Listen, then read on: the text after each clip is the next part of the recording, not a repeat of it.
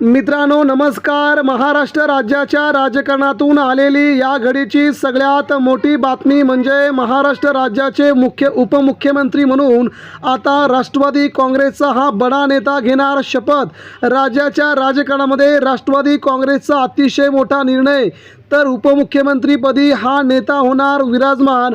अजित पवारांच्या जाण्यानंतर महाराष्ट्रामध्ये शरद पवारांच्या कुटुंबियांमध्ये न भरून निघणारी पोकळी निर्माण झाली आहे। महाराष्ट्र शोकसागरामध्ये आहे। अजितदादांची अकाली एक्झिट ही महाराष्ट्राला न परवडणारी आहे, पवार कुटुंबियांना न परवडणारी आहे।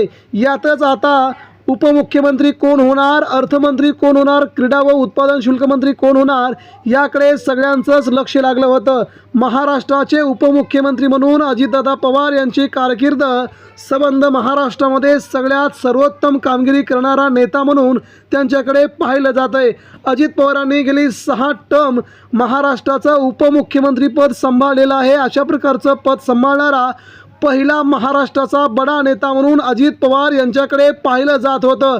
परंतु सध्या अजित पवारांची अकाली एक्झिट झाली आणि महाराष्ट्र राज्याच्या राजकारणामध्ये सगळ्यात मोठी पोकळी निर्माण झाली आणि अशामध्येच आता अजित पवारांची जी खाती होती, अजित पवारांचं जे पद होतं ते कुणाच्या गळ्यामध्ये पडणार यासाठी सर्वांनीच फिल्डिंग लावली होती। मात्र या घडीची सगळ्यात मोठी बातमी आता समोर येऊ लागल्या कारणाने राज्याच्या राजकारणामध्ये पवार घराणं संकटामध्ये असताना, अतिशय मोठ्या संकटात असताना देखील आता मात्र उपमुख्यमंत्रीपदी हा बडा नेता विराजमान होताना दिसून येतोय।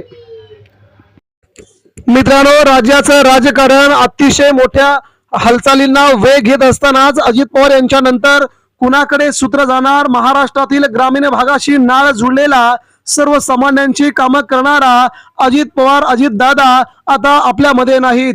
अजित पवार पंचतत्वामध्ये विलीन झाले आहेत, मात्र त्यांच्या आठवणी आपल्यासोबत कायम राहतील। अजित पवारांच्या जाण्याने महाराष्ट्रामध्ये सगळ्यात मोठं संकट आलंय ते सर्वसामान्य शेतकरी बांधवांवरती। त्यामुळे अजित पवारांची जागा आता कोणी जरी घेत नसलं तरी देखील उपमुख्यमंत्रीपदी कोण शपथ घेणार, कुणाच्या गळ्यात माळ पडणार यासाठी राष्ट्रवादी काँग्रेसचे आणि महाराष्ट्रातील सर्वच पक्षाचे कार्यकर्ते आता वाट बघू लागले आहेत। यानुसार एका नावाची चर्चा सगळीकडे सुरू असतानाच सगळ्यात मोठा निर्णय अजित पवारांच्या घरामध्ये झाला आणि महाराष्ट्राच्या राजकीय पटलामध्ये आता मात्र ही घडामोड अगदी समोर आली। मित्रांनो, राज्याचे उपमुख्यमंत्री अजित पवार यांच्या निधनानंतर राजकीय घडामोडींना प्रचंड वेग आला आहे। अजित पवारांचं विमान अपघात झाला। मुंबईवरून बारामती या ठिकाणी अजित पवार निघाले असतानाच बारामतीच्या धावपट्टीजवळच अजित पवारांचं विमान कोसळलं आणि त्या ठिकाणी विमानातील सर्वच्या सर्व 5 प्रवाशांचा मृत्यू झाल्याची घटना आपण पाहिली। या शोकसागरामध्ये महाराष्ट्र डुबला। संपूर्ण बारामती, पुणे शहर, संपूर्ण महाराष्ट्रासह देशातील सगळेच राजकीय नेत्यांना खूप मोठं दुःख झालं। परंतु आता मात्र त्यांच्या पदावरती कोण शपथ घेणार ही या घडीची सगळ्यात मोठी बातमी महाराष्ट्राला आता एक बातमी आली होती।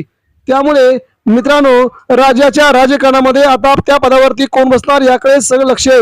राष्ट्रवादीचे नेते असणारे प्रफुल्ल पटेल आणि छगन भुजबळ यांनी सुनेत्रा पवार यांची भेट घेतली, त्यामुळे राजकीय घडामोडींना वेग आल्याची बातमी आहे। राष्ट्रवादीची कमान सुनेत्रा पवार यांनी हाती घ्यावी आणि उपमुख्यमंत्री पदही त्यांनी सांभाळावं यासाठी राष्ट्रवादीचे नेते प्रयत्न करत आहेत। त्यामुळे या घडामोडींकडे संपूर्ण राज्याचं लक्ष लागलंय। दरम्यान अजित पवार यांच्या नंतर सुनेत्रा पवार यांना उपमुख्यमंत्री करावं अशी मागणी अजितदादा समर्थकांनी लावून धरली आहे। अजित पवार यांच्या पार्थिवावरती अंत्यसंस्कार केल्यानंतर बारामतीतील अजितदादा प्रेमींनी ही भावना व्यक्त केली आहे। सुनेत्रा वहिनींना उपमुख्यमंत्री केलं तर उपमुख्यमंत्री पदावरती सुनेत्रा अजित पवार हे नाव कायम राहील असं सांगतानाच दोन्ही राष्ट्रवादी एकत्र येण्याबाबत आता सर्व पवार कुटुंबाने एकत्र येऊन निर्णय घ्यावा अशी भावनाही कार्यकर्ते व्यक्त करत आहेत। अजितदादांची जागा कोणीही भरून काढू शकत नाही, मात्र आता कुटुंबाने चर्चा करून नेतृत्व ठरवावे असे मत कार्यकर्ते व्यक्त करताना दिसत आहेत। यामुळे या घडीची सगळ्यात मोठी बातमी म्हणजे महाराष्ट्राच्या पहिल्या उपमुख्यमंत्री महिला म्हणून सुनेत्रा अजितदादा पवार यांची निवड होईल आणि यांचा शपथविधी उद्याच होईल अशी आलेल्या सूत्रांकडून महत्त्वाची माहिती आहे।